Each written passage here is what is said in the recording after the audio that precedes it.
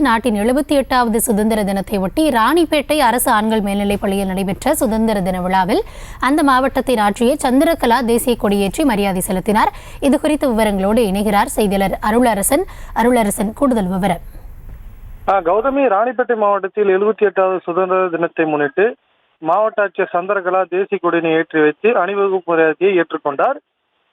நமது இந்திய நாட்டின் 78வது சுதந்திரம் அடைந்ததை தொடர்ந்து 78வது சுதந்திரம் என்று கோலாகலமாக நாடு முழுவதும் கொண்டாடி வருகிறோம்.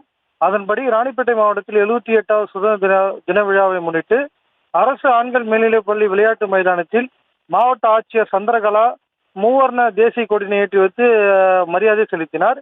பின்னர் திறந்தவெளி ஜீப்பில் காவலரின் அணிவகுப்பை பார்வையிட்டு மரியாதை ஏற்றுக்கொண்டார். பின்னர் வானில் பலுகொண்டை பறக்க விட்டு மரியாதை செலுத்தினார். முன்னதாக நாட்டிலேயே முதன்முறையாக ராணிப்பேட்டையில் நிறுவப்பட்ட அண்ணல் மகாத்மா காந்தி சிலைக்கு மாவட்ட ஆட்சியர் மாலை அணிவித்து மரியாதை செலுத்தினார். தொடர்ந்து மாவட்டத்தில் சிறப்பாக பணியாற்றிய காவலர்கள் மற்றும் அரசு ஊழியர்களுக்கு சான்றிதழை ஆட்சியர் வழங்கி சிறப்பித்தார்.